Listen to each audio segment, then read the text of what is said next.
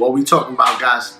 NFL rookies, boy. Like, who gon' shine? My favorite NFL rookie coming in, and it's gonna sound like I'm just jumping on the hype, but I'm telling y'all for real, like, Stop jumping on the hype. chill. Leonard Fournette. I've been following Leonard Fournette since before, like, his like running through people, before that became viral. Like, me and my man Kyle, shout out to Kyle, me and him watch college football heavy, so it's Leonard Fournette, bro. Like, it's gonna be harder to run through people at the NFL level, but when you that violent, when you run that violent, Yeah, like, he powerful. I ain't gonna lie. He was. I seen a video of him like squatting like 450 or some joint like that. He a strong dude, only like 20. And look at how Zeke adapted. You know, rookie year, like Zeke, he was a powerhouse too in college, and it adapted well to the NFL. So I think if Leonard Fournette shows that as well, then I feel he should be able to adapt. the thing I look at with college running backs, especially transitioning into the NFL, is personally, like, this ain't from like what they actually look at the combine and all that shit. But personally, if you running through people and you run violently, that style is gonna carry over into the NFL. Because even in the NFL, yeah, you're not gonna be running through people as much, but like, you get one-on-one with certain cornerbacks that don't like to tackle. Like, they certain players that still little shy away from it a little bit. Leonard Fournette is a big dude. Like, he's gonna run through people. He's gonna be violent, and that translates. And then the other thing that translates is like, how many people can you make miss in tight spaces? Not just an open space. Like, I don't look at too much like if you make one man miss and you gone. Like, that breakaway speed is important, but I feel like the speed in the NFL is much faster. People cover ground faster.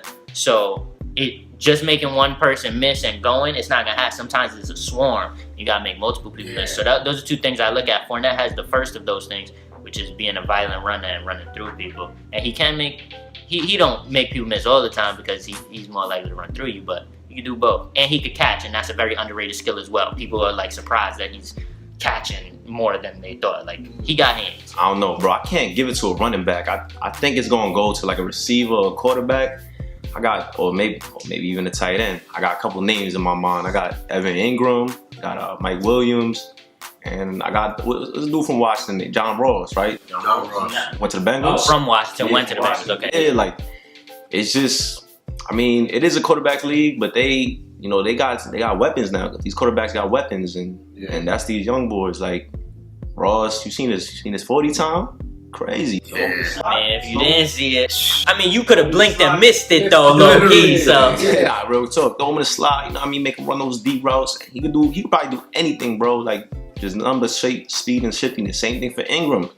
For a tight end, he ran like a 4.5 or something like that. Engram is super fast. I watched a lot of Ole Miss. And you see what the Giants is doing. You know what I mean? We doing all right. We doing all right. Let's not get into that. But you see what they doing. You know what I'm saying? Eli gonna fling it everywhere. He's not the prototypical tight end. They're not. He might not be like a great blocker. Exactly. He wasn't an inline tight end in college. He was lined up like more in the slot. But that's where that position's going to now. Yeah. That's an extra receiver. Exactly, and being in the middle of the field. Like, y'all got Odell, like, yeah, he runs them quick slants and them drags. Sometimes y'all hit him on that. But like, now, if you could utilize like Odell up the field a little more, you got Brandon Marshall's big body on the other side, Engram in the middle with Shepard, like, that's a problem. That's a lot of work. And then Vereen out the backfield, that's a problem for teams. Bro. Like, fuck the Giants. I've been watching the Giants. They're training like highlights, and like you said, like, he's not like the biggest dude, but once he gets his hand on the ball,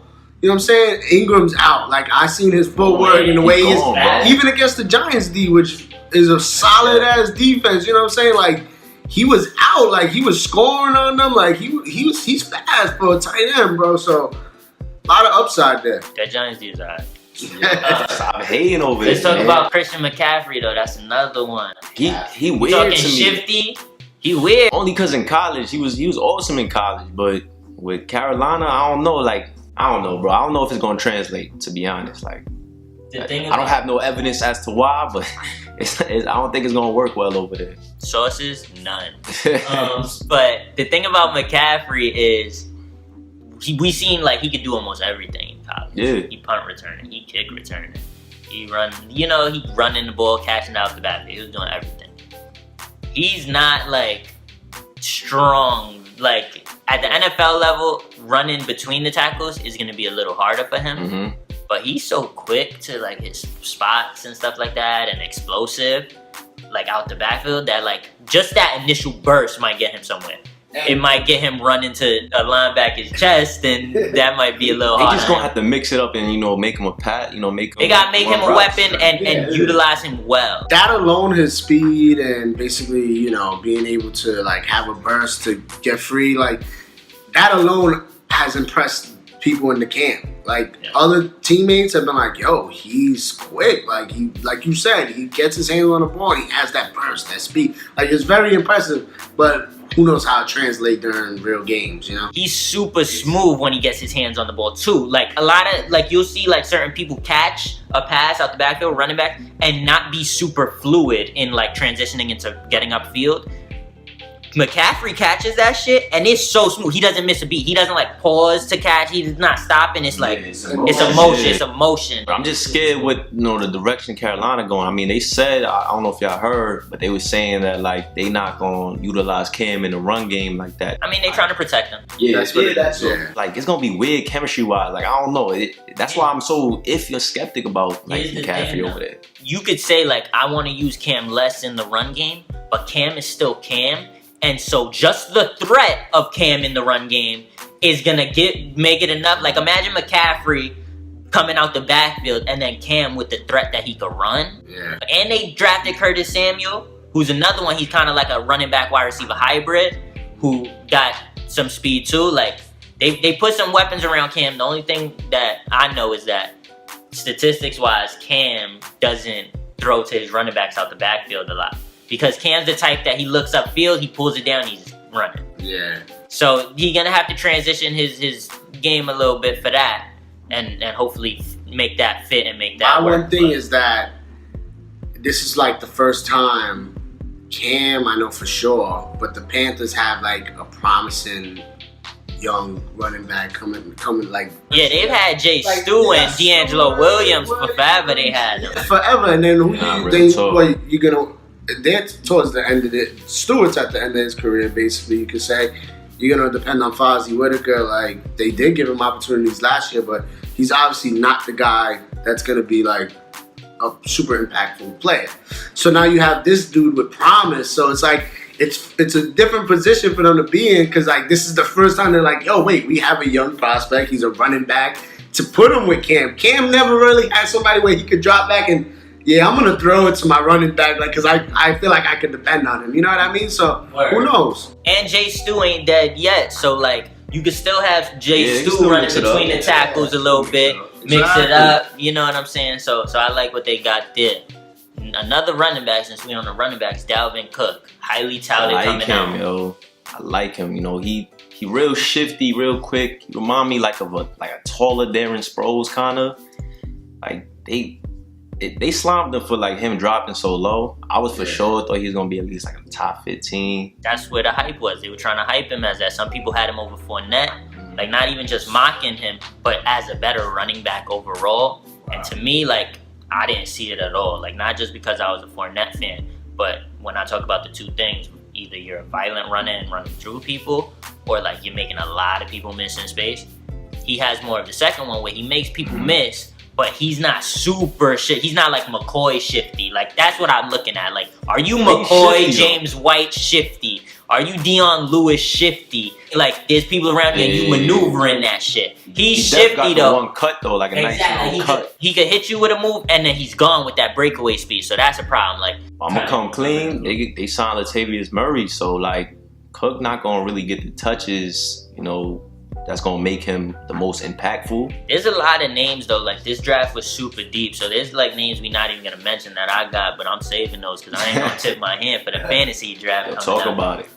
But talked about tight ends. OJ Howard's another tight end. He got drafted before Engram. He was overall consensus #1. So like, how's his impact? I feel like his impact's gonna be very vital for the Buccaneers too because. Jameis Winston, it's another year under his belt. He has weapons now. Mike Evans is top 5 wide receivers in the league now. Deshaun Jackson just went over there. You know what I'm saying? So it's opening the field up, and then now you're gonna have a #1 tight end prospect, OJ Howard there. So it's like that's gonna be a problem. OJ Howard don't even need to do that much. Yeah. But that's the thing. Like, because he doesn't need to do so much, I don't think he's gonna be like the most impactful offensive rookie. But like, all he got to do is kind of play his role and make plays, because you got Evans, you got D-Jax on the other side. I like Howard, bro. You know, coming out of Bama, he could do it all. You know, he could catch, he could block. You know, he gonna do some good things for the Bucks. It's crazy to say, like, I think he's like a sleeper candidate, even though he was like, everyone know he was the consensus #1 tight end in the draft. Sure. But now after the draft and all the like talk that's coming around rookies, I feel he's like a sleeper now out of nowhere. Like, people aren't really like, they're like, yo, the Bucks are gonna be good this year, but they're not talking like, yo, they drafted like a great tight end that they needed, you know? So who knows? I think he's gonna be the sleeper of the rookies. So what about quarterbacks though? Because usually when we're talking impact, they make the most impact. They could turn the team around. I'm gonna have to go with Watson, to be honest. He's the only, I mean, Trubisky, he gonna start, but I think Watson, you know, he gonna be impactful because the weapons he got over there. Yeah, and the Bears aren't gonna be able to win as many games. Yeah, that's a fact. So Watson, you know, as long as he get his mind right and he learn the game and he grow, like he pull a Dak on us, he gonna be all right. I mean, I can't even argue with that. Deshaun Watson would be like one of the most impactful rookies to me as well. As a quarterback, hell yeah, definitely. I don't see Trubisky being that crazy impact, just because like you just said, like they're not in a win now situation. They don't have the weapons to win now.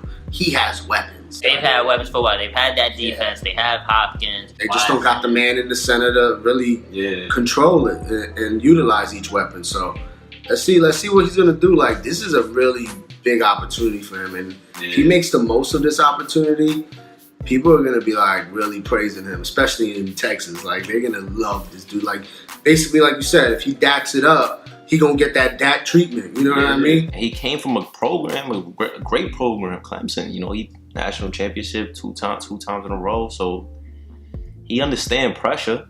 It's just if it's gonna translate, that's all we gonna know. But he definitely up there for, you know, most impactful rookie too. We just got for quarterbacks. It's more sensitive, like, because we don't know if they gonna get the keys or not. What about who these quarterbacks throwing to? Wide receivers. I said Jay Ross. You know what I mean? Mike Williams. Mike Williams is one we didn't get. I'm leaving out. Corey Davis. There's one more dude I'm thinking about. I'm not sure. He's not on the top of my mind though. Corey Davis at the draft, Steve Smith was talking about how like he feels like he's gonna be the most successful wide receiver. Like, a lot of people were saying Mike Williams. Like, they were talking about him being the #1 big, that's why. But Steve Smith was like, Corey Davis is one of those dudes that's gonna impact his team right away. And he's on the Titans, and they're coming up. They got little weapons and little pieces, like low key, like to come for a playoff spot.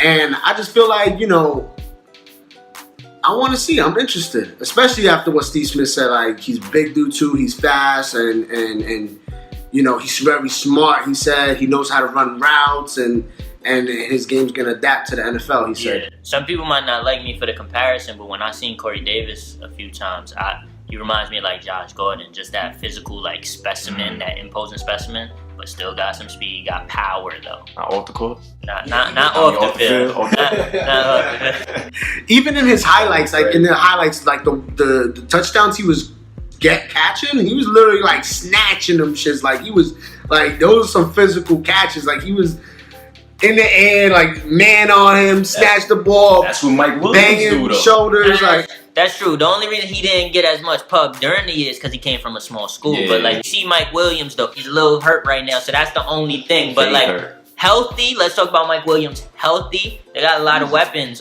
in LA. I almost said San Diego. That's a jump ball guy. You just get him to the red zone, jump ball. He had a wide receiver. He had a Clemson. You know, they produce a ton of top wide receivers. Yeah. So, I mean, he makes an impact. I don't know if he's making an impact this year to be that most guy, impactful. Especially with what we're hearing with his little injury scares.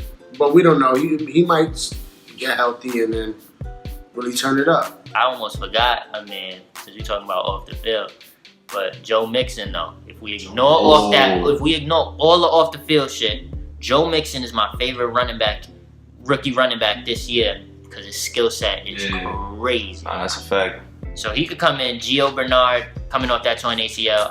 I heard he been practicing though, but Jeremy Hill, he been kind of shaky since he had that breakout where at the end of the season, he been shaky. Joe Mixon is that man. He could come in with that skill set. I think it could be Joe Mixon, bro. You gotta watch him. Yeah. Yeah, I'm your source, so I'm gonna text you some shit. Yeah, definitely.